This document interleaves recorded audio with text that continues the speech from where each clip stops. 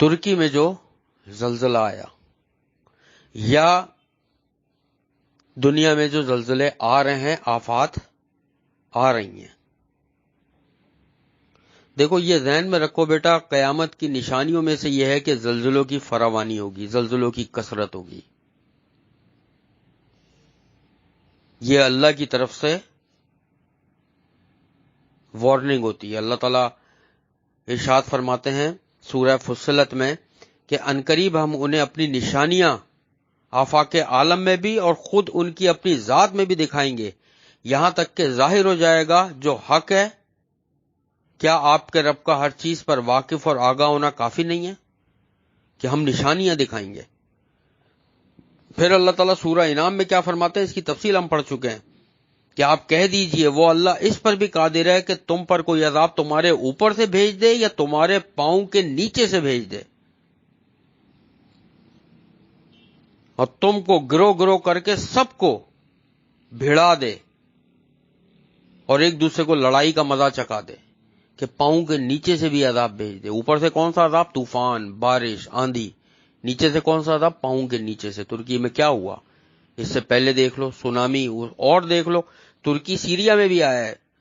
ابھی شام کے پتہ ہے کتنے حالات خراب ہیں کہ وہاں پہ لوگ کہہ رہے ہیں ہمارے پاس دفنانے کو زمین نہیں ہے، اب برف باری ہو رہی ہے شدید ترین، سیلاب آیا ہوا ہے وہاں پہ جو ہے جنگ کا سامان بنا ہوا ہے، جھڑپیں چل رہی ہیں آپس کی، خانہ جنگی چل رہی ہے، کھانے کو نہیں مل رہا لوگوں کو، اور یہ حال ہوا ہوا ہے، بزنس ٹھپ ہوا ہوا ہے وہاں پہ، کچھ بھی نہیں ہے، گمسان کی جنگ ہو رہی ہے وہاں پہ۔ وہ کہہ رہے ہیں ہم دفنائیں کہاں؟ ہمیں ہر چیز کو مذاق نہیں لینا چاہیے۔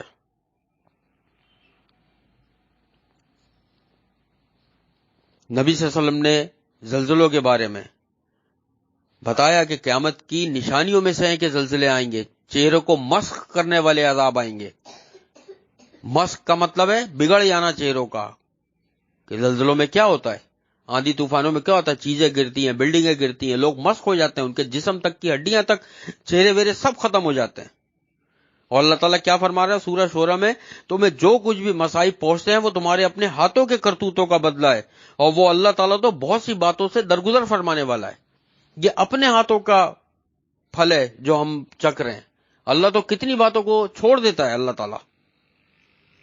اور اللہ تعالیٰ جب گرفت میں لیتا ہے، ہم نے پڑھا نا قوم عاد، قوم سمود، کیسے اللہ نے ان کو گرفت میں لیا، اور ایسے وقت پہ ان کے اوپر عذاب آیا کہ وہ سو رہے تھے، صبح کے وقت، سحر کے وقت۔ یہ زلزلہ کب آیا؟ 4:15 بجے آیا یہ زلزلہ۔ بالا کوٹ کا زلزلہ کب آیا تھا پاکستان میں؟ سونامی کب آیا تھا؟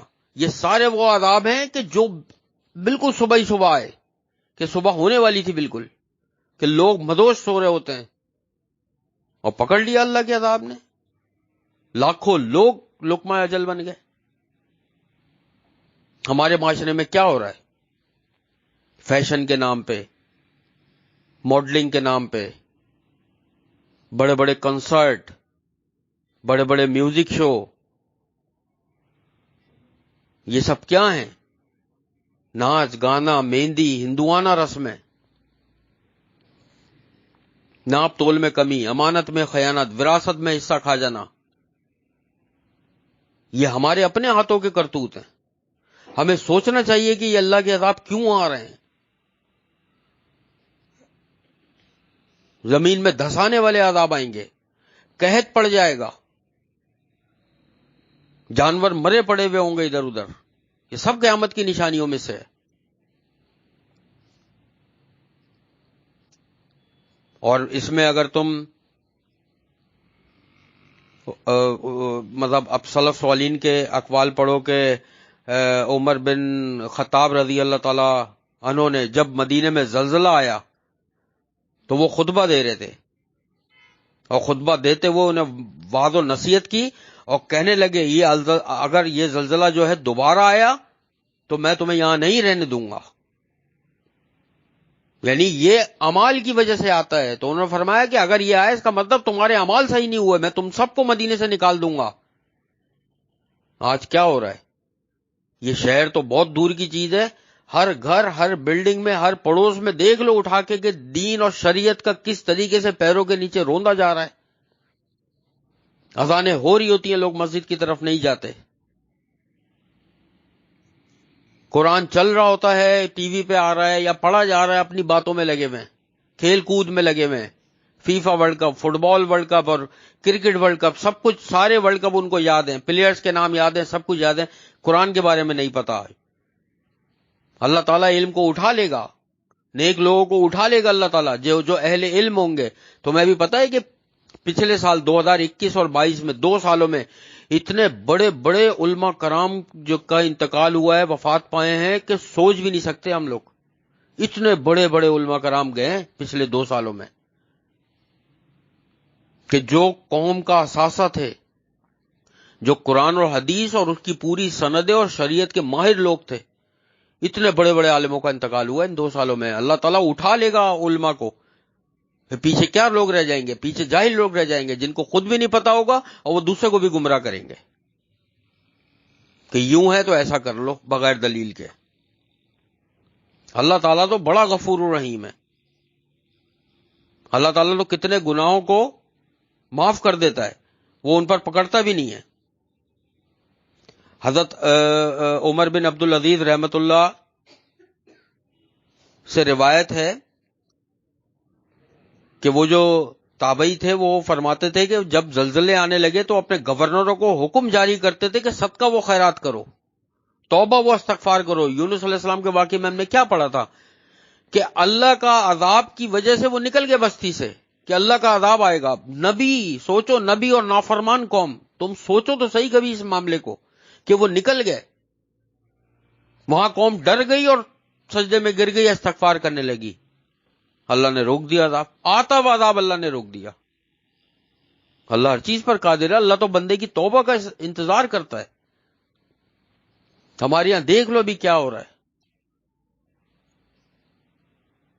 کل شادی میں گئے، روڈ پوری بلاک کری ہوئی، پٹاخے پھاڑ رہے ہیں، پوری گاڑیاں پھنسی ہوئی ہیں لائن سے، اس میں کوئی مریض ہے، کوئی بیمار ہے، کوئی بزرگ ہے، کوئی بچے ہیں، کوئی لیڈیز ہیں، کوئی کہیں جا رہا ہے، کوئی کسی کو پوری روڈ بلاک کر دی آنے اور جانے والی، اور خوب ناچ گانا کر رہے ہیں شادی ہال کے سامنے، پٹاخے پھوڑ رہے ہیں، پھلجڑیاں، بم اور پتہ نہیں کتنی تیز آواز میں، اور انہی کی لیڈیز پیچھے کھڑی ہوئی تالیاں بجا رہی ہیں اور کیمروں سے ویڈیو بنا رہی ہیں۔ مسلمان کو تکلیف دینا حرام ہے، حرام۔ اور کیا آپ کر رہے ہو؟ ہندوانہ رسم۔ ہم لوگ کیا تربیت کر رہے ہیں اپنی اولاد کی؟ سوچو تو صحیح ہم لوگ کہ یہ عذاب کیوں آتے ہیں؟ ایسے کیسے ہو سکتا ہے کہ زمین پہ چلنے والے اللہ کے توحید پرست لوگ ہوں، اللہ سے تعلق جوڑنے والے، توبہ استغفار کرنے والے لوگ ہوں اور اللہ عذاب لے آئے؟ ایسے کیسے ہو سکتا ہے؟ ایسا ہو ہی نہیں سکتا۔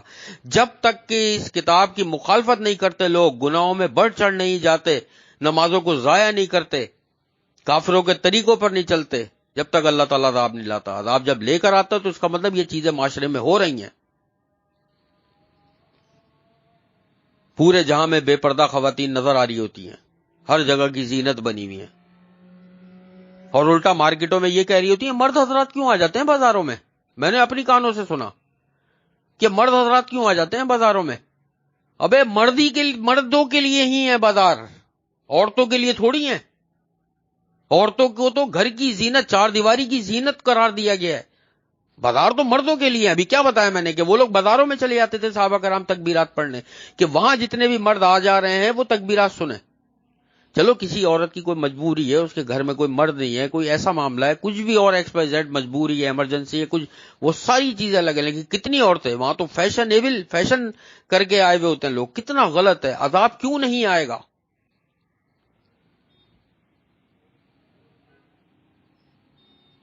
زمین کو دھسانے والا عذاب، چہروں کو مٹانے والا عذاب، اور آدمی کس حال میں دنیا سے جائے گا وہ خود سوچ لے۔ بلکہ نبی صلی اللہ علیہ وسلم نے تو ارشاد فرمایا، صحیح بخاری کی حدیث ہے، جو بھی اپنے بھائی کی مدد اور تعاون کرتا ہے اللہ بھی اس کی مدد اور تعاون کرتا ہے۔ آج بھائی بھائی کا دشمن ہے، آج بھائی بھائی کا دشمن ہے کہ برابر والے کمروں میں رہ رہے ہیں اور اپنے لیے چیز لے کر آ رہا ہے، برابر والی کو پتہ نہیں۔ اپنے بچوں کے لیے چاکلیٹیں، بسکٹ اور باہر سے برگر اور سب چیزیں آ رہا ہے، برابر والا جو ہے نا بھائی ذرا اگر پیسے میں کمزور ہے، اس کے بچوں نے 2 دن سے کچھ کھایا نہیں، 1 دن سے کچھ کھایا نہیں۔ میں نے دیکھے ہیں ایسے گھر کہ ان کے بھائیوں نے شکایت کری ہے ان کی بیویوں نے کہ ہمارے بھائی اتنا لے کر آتے ہیں اور ہمارے بچے ایک ایک 2 دن سے بھوکے ہیں، اور وہ یہ سمجھ رہے ہیں کہ ہم جو چھپا کے لے کر آتے ہیں تو کوئی ہمیں نوٹ کرنے والا نہیں ہے۔ کتنے افسوس کی بات ہے۔ کوئی چیز گھروں کے آگے دیکھ لو، پیزا منگائیں گے، پیزا کا ڈبہ یہ رکھا ہوا ہے، یونائٹڈ کے ڈبے رکھے ہوئے ہیں، فلاں کے ڈبے رکھے ہیں گھروں کے آگے۔ کیا پڑوسیوں کو شو مار رہے ہوتے ہیں کہ ہمارے گھر یہ چیز آئی ہے؟ کتنے افسوس کی بات ہے۔ ہو سکتا ہے کوئی پڑوسی ایسا ہو جس کو رات کا کھانا نہ ملا ہو، وہ صبح اٹھ کے کیا سوچے گا کہ یہ ہزاروں روپے کا پیزا کھا رہے ہیں، مجھے دال بھی نہیں ملی تھی رات میں۔ یہ مسلمانوں کے طریقے نہیں ہیں کہ واٹس ایپ کے اسٹیٹس، فیس بک کے اسٹیٹس بنا کے لگایا جائے ان چیزوں پہ۔ یہ اللہ کے عذاب کو دعوت دینے والی چیزیں ہیں۔ ہر چیز میں ہمیں اللہ کی شریعت کو فالو کرنا پڑے گا۔ اور نبی صلی اللہ علیہ وسلم نے فرمایا کہ تم لوگ نیکی کرو بھی اور نیکی کا حکم بھی دو اور برائی سے روکو، نہیں تو اللہ کی طرف سے عذاب آ سکتا ہے۔ بالکل، اگر تم لوگ نہیں دو گے نیکی کا حکم، برائی سے نہیں روکو گے تو پھر عذاب آئے گا۔ آج ہمارے یہاں کیا ہو رہا ہے؟ دین اسلام سے مسجد کی حد تک ہے، دین اسلام سے وہ حد تک ہے کہ جب تک ہم گھر میں اگر نماز پڑھ رہے ہیں، سلام پھیرا اور وہی بات شروع ہو گئی فون پہ یا پڑوسی سے یا رشتہ داروں سے۔ ہر بندہ اپنا موازنہ تو کرے کم سے کم۔ دوسرے کا کیوں کرتا ہے؟ دوسرے کا حساب تھوڑی دینا ہے۔ وہ اپنا موازنہ کرے کہ وہ خود کہاں پہ کھڑا ہوا ہے، کتنی چیزیں فالو کر رہا ہے۔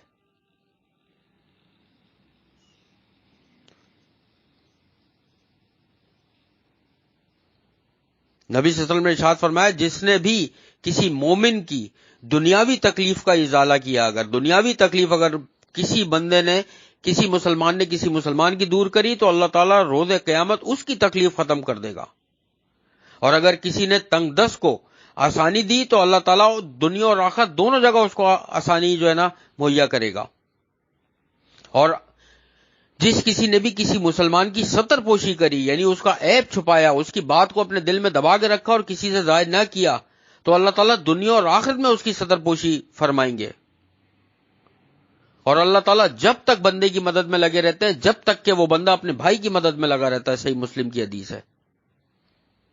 تو سوچو، ہمیں جتنی بھی میں نے ابھی چیزیں بتائیں، یہ پاکستان کی اگر 25-30 کروڑ کی آبادی اٹھا کر دیکھو تو یہ چیزیں کتنوں میں ہیں؟ انگلیوں پہ گن لو گی صرف ان بندوں کو کہ جو ان چیزوں پہ، سب چیزوں پہ عمل کر رہے ہوں گے۔ آپ لے جا کے کہیں گاڑی یا بائک لگاؤ، کسی ریسٹورنٹ کے آگے، میڈیکل کے آگے، بیکری کے آگے، بینک کے آگے، ٹھیک ہے، جنرل اسٹور کے آگے، دودھ والے کے آگے، کچھ بھی لینے کے لیے، گوشت والے کے آگے، اس کے پیچھے لا کے برابر میں جگہ ہوگی، وہ بائک والا یا گاڑی والا آپ کی بائک یا گاڑی کے پیچھے کھڑی کرے گا تاکہ میں پہلے نکل جاؤں۔ آ رہا ہے دیر سے، اس کو پتا ہے کہ پہلے بندہ وہی سامان لے گا جس نے اپنی بائک یا گاڑی کھڑی بھی ہے، لیکن وہ پیچھے کھڑی کرے گا کہیں میں پھنس نہ جاؤں۔ کیا اذیتناک تکلیف دے رہا ہے مسلمان کو۔ سانپ دیکھ کے ہنس رہا ہے، کیا سانپ دیکھ کے ہنس رہا ہے کہ مسلمان کو ڈس رہا ہے۔ اللہ تعالیٰ سے دعا ہے کہ اللہ تعالیٰ ہمیں صحیح معنوں میں دین کی سمجھ عطا کرے اور اس پر عمل کرنے والا بنائے۔ اللہ تعالیٰ ہمارے گھروں میں، ہمارے رزق میں، ہمارے علم میں، ہمارے عمل میں برکت عطا فرمائے۔ اللہ تعالیٰ ہمارے تمام صغیرہ کبیرہ گناہوں کو معاف فرمائے۔ اللہ تعالیٰ ہمارے والدین، بہن بھائی، رشتہ دار، پڑوسیوں سب کے گناہوں کو بخش دے اور ہم سب کو بہترین ہدایت عطا کر دے۔ اللہ تعالیٰ ہم ہر طرح کی آفتوں سے، مصیبتوں سے، زلزلوں سے، طوفانوں سے اور اس طرح کے جتنے بھی عذاب ہیں، ہم تیری پناہ میں آتے ہیں میرے اللہ۔ تمام امت مسلمہ کے گناہوں کو بخش دے میرے اللہ، تمام امت مسلمہ پر رحم فرما دے میرے اللہ، ہم سب میں پیار، محبت، اتفاق پیدا کر دے میرے اللہ، ظالموں کو، کافروں کو، یہود و نصارہ کو تباہ و برباد و نیست و نابود فرما دے اللہ۔ تو ہمارے گھروں میں، ہمارے رزق میں برکت عطا فرما دے۔ ہماری دعاؤں کو، عبادتوں کو اور ہر نیک عمل کو اپنی بارگاہ میں قبول اور مقبول فرما لیجئے۔ اے اللہ، آخرت میں ہمارا حساب کتاب انبیاء، شہداء، صدیقین اور سلف صالحین کے ساتھ فرما دیجیے گا۔ ہمیں نبی صلی اللہ علیہ وسلم کا ساتھ، ان کی شفاعت اور ان کے ہاتھوں سے آب کوثر نصیب فرما دیجیے گا۔ جس طرح تو نے دنیا میں ہم سب کو قرآن پاک پڑھنے کے لیے جمع فرمایا ہے، قیامت والے دن اور جنت الفردوس میں بھی ہم سب کو اسی طریقے سے جمع فرما دیجیے گا۔ اللہم انا نسألوک الہدی والتقی والعفاف والغنی، رب ارحمہما کما ربیانی صغیرا، رب اغفر وارحم وانت خیر الراحمین، رب اغفر وارحم وانت خیر الراحمین، رب اغفر وارحم وانت خیر الراحمین۔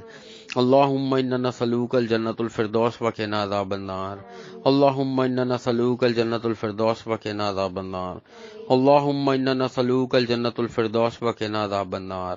ربنا تقبل منا انک انت السمیع العلیم وتب علینا انک انت التواب الرحیم۔ سبحان اللہ عما یصفون وسلام علی المرسلین والحمد للہ رب العالمین۔ سبحانک اللہم وبحمدک، نشہد ان لا الہ الا انت، نستغفرک ونتوب الیک۔ السلام علیکم ورحمۃ اللہ وبرکاتہ۔